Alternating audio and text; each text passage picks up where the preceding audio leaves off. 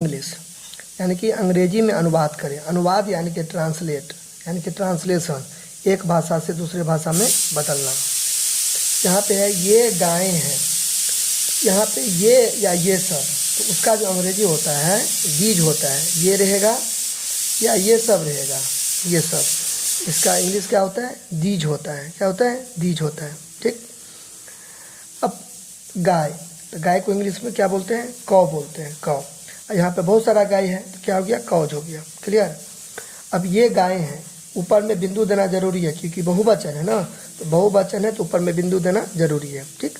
तो ये गायें हैं, तो सबसे पहले क्या करेंगे, इसका अंग्रेजी लिखेंगे, वर्ड मीनिंग लिखेंगे। तो इसका वर्ड मीनिंग यानी कि अंग्रेजी क्या होता है? ये या ये सब का दीज होता है, तो यहाँ पे क्या दे देंगे? दीज दे देंगे, दीज, दीज।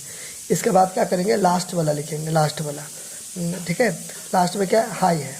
देखिए, तो अगर ऐसे रहता तो इसका इज होता क्योंकि सिंगुलर में लगता है, ये एक वचन में एगो रहेगा तब। ठीक है। लेकिन यहाँ पे बहुतेक है, तो बहुतेक है तो यहाँ पे मैं बिंदु दे दिया, अब इसका इज थोड़ी होगा, ये नहीं होगा, इसका क्या हो जाएगा? आर हो जाएगा। इसके बाद क्या लगेगा? आर लगेगा, तो बीच के बाद आर लग गया।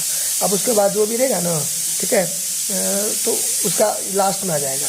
ठीक है। अगर टेक्निकली बात करें तो पहले सब्जेक्ट, उसके बाद वर्ब, देन उसके बाद नॉन या कुछ भी। ठीक है। अच्छा, अब गाय का क्या हो गया? कौ हो गया। लेकिन कितना गाय है? बहुत गाय है, तो यहाँ पे कौज हो गया। तो ये हो गया अपने लोग का ट्रांसलेशन। ठीक। दीज के साथ आर लगा क्योंकि ये क्या है? प्लुरल है, तो प्लुरल है, तो ठीक है, तो ये प्लुरल है, तो ये भी क्या हो गया? प्लुरल हो गया, ये भी प्लुरल हो गया क्योंकि क्वेश्चन में दिया हुआ ये गायें हैं, तो ये का दीज, हाय का आर हो गया, गाय का क्या हो गया? कौज हो गया। क्लियर। अगर आता वे सब गायें हैं, तो वे या वे सब का अंग्रेजी होता है दोज। क्या होता है? दोज, THOS, दोज होता है, तो क्या हो जाता है? दोज आर कौज हो जाता है। क्लियर। अब इसका वे या वे सब का भी मैंने बताया दोज होता है, तो यहाँ पे क्या हो गया? तो दोज हो गया, दोज, दोज हो जाएगा।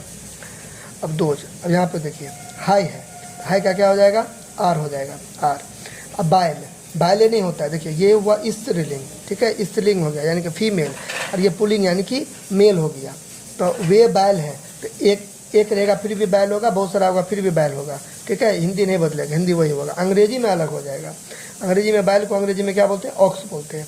तो एगो बैल रहेगा तो ऑक्स बोलेंगे, जैसे एगो कौ रहेगा, एगो गाय रहेगा तो कौ बोलेंगे, बहुते गाय तो कौज बोले। तो अंग्रेजी में एक बैल रहेगा ना तो उसको ऑक्स बोलेंगे, लेकिन बहुत सारा रहेगा ना तो उसको ऑक्सेन बोलेंगे, यानी कि ऑक्सेज बोलेंगे, गलत हो जाएगा, ऑक्सेन बोलेंगे, ऑक्सेन। तो क्या हो जाएगा? 2000 ऑक्सेन हो जाएगा। क्या हो जाएगा? 2000 ऑक्सेन हो जाएगा। तो दोज आर ऑक्सेन, पहले सब्जेक्ट, उसके बाद वर्ब, फिर नाउन।